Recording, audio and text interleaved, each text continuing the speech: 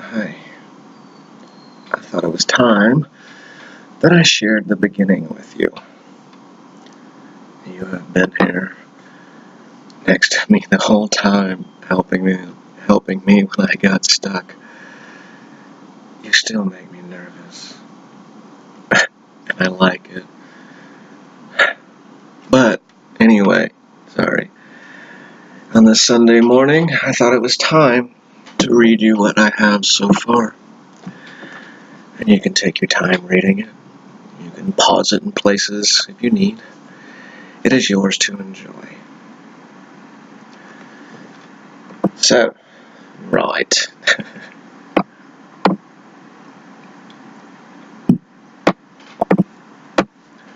Time for New Sand in an Old Hourglass by Dana Byard. We need a place to start. There always has to be one. A place where you and I can start the story together. Yes, there was a story before us. And yes, there will be a story after us. There is always going to be a story.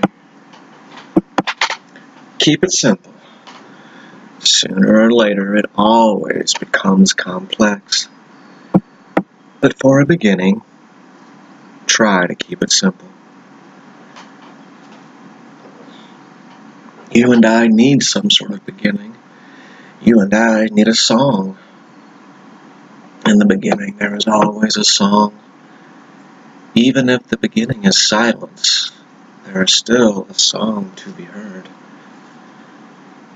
I guess it is time to tell our story, for our song to be heard. And what better place to start for us than the song? Searching for the music between the music, trying to find the notes between the notes, he swam up from a dream that didn't seem to be his, but a reflection of someone else he saw out of the corner of his eye. It was a good dream.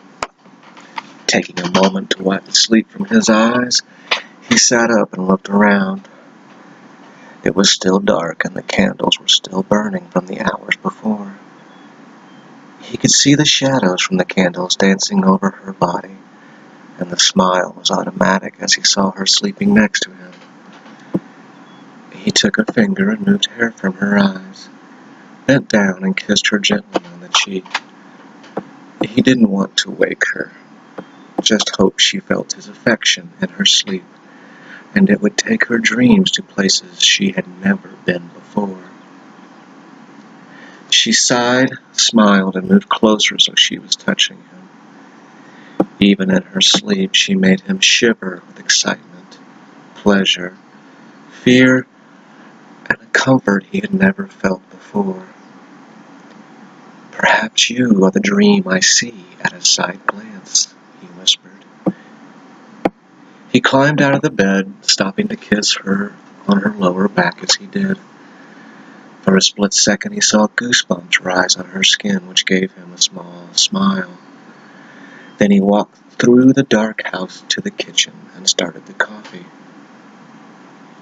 He could still smell her on his skin, a mix of their sweat, sex, and a sweet, comfortable darkness that was just purely her. A simple pleasure he never tired of and always welcomed. Coffee mug cupped in his hand for warmth, he returned to the bedroom. He leaned against the doorway and watched her sleep. A quiet calm and a beautiful peace always came over him when he did this. "And I will do this 1,000 times more," he said. He remembered the times when they could not be together, and it felt like they were choking on their own lust, loneliness, and the distance between them. That was when he started texting her.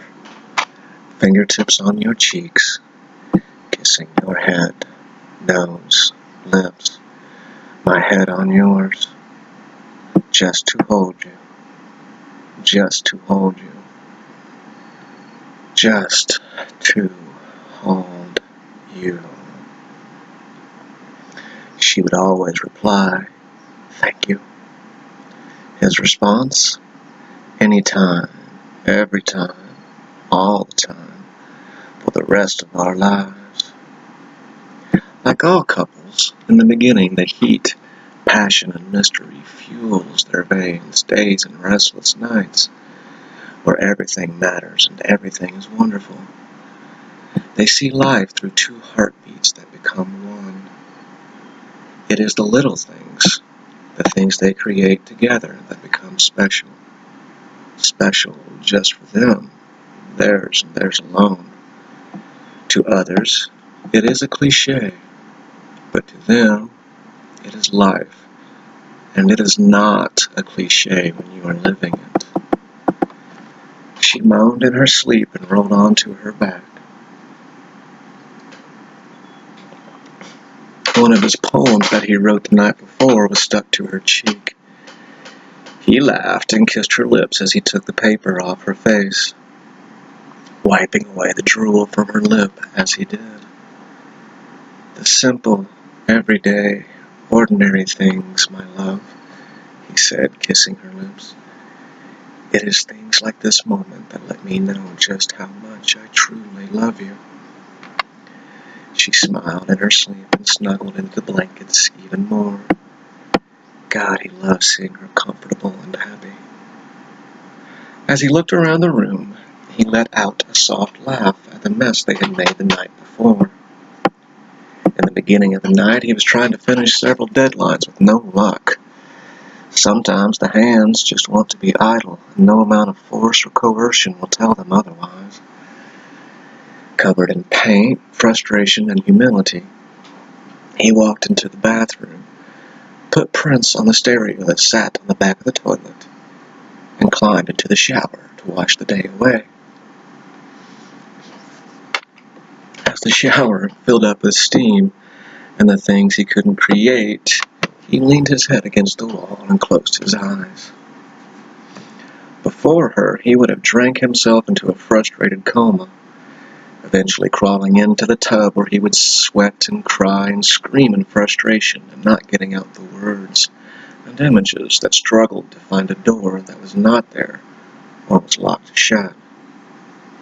But now, things were different.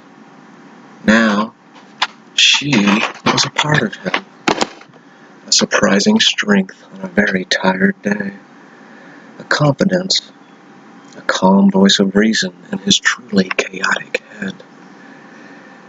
Remember, don't fight words. Fight back with feeling, she said. And she was right. Whenever he didn't think and just went with his feelings, the words were always good.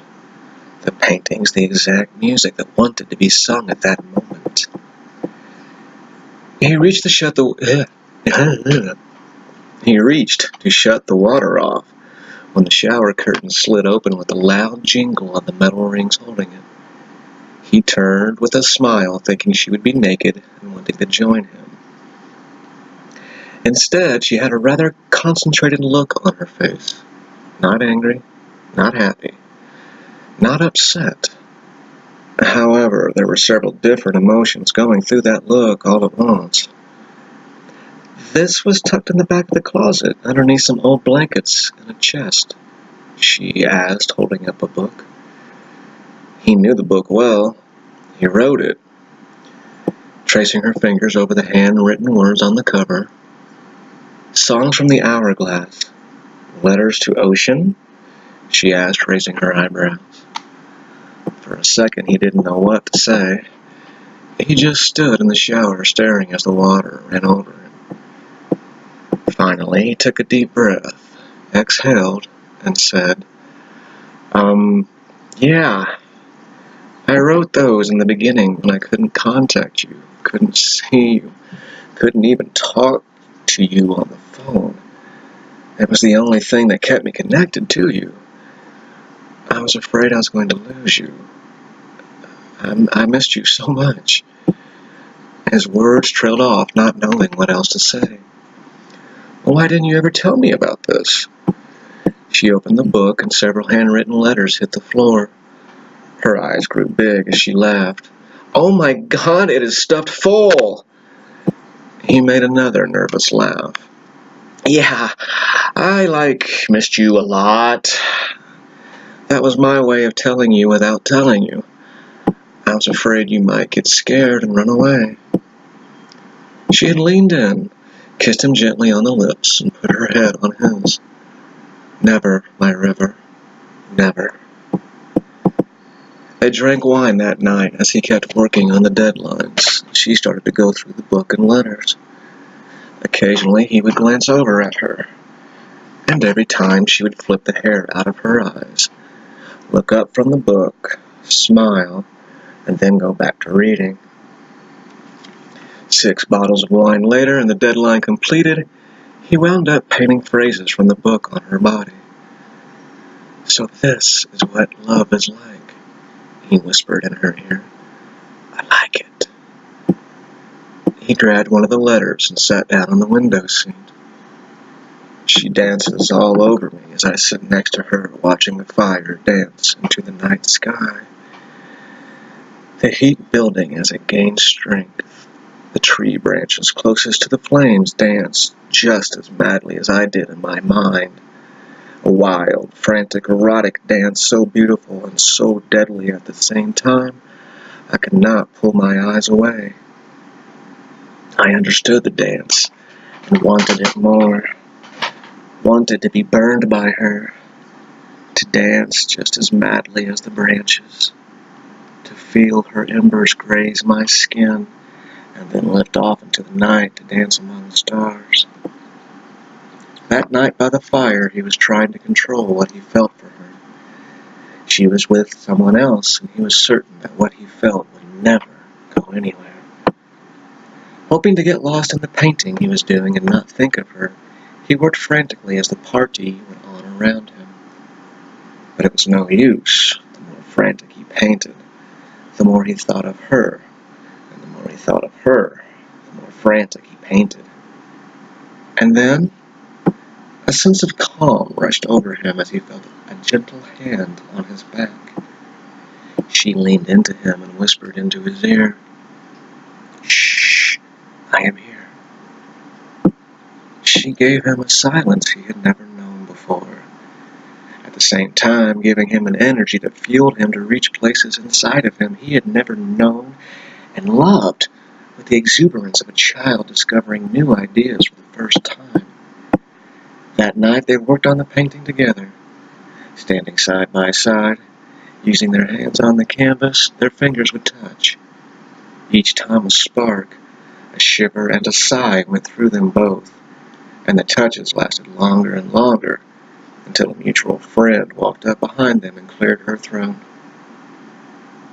Letting the letter fall to the floor, he noticed the 2 small canvases and his journal full of notes were next to a half-empty glass of wine. On the top page, written in her beautiful cursive writing, was the word, "Shh." The word went all the way across the page and onto one of the canvas. Remembering that night, everything that came after, both good and bad, and seeing her sleeping comfortably in their bed right now, he could feel the creative fingers spread over his mind and that constant pulse and desire to create something.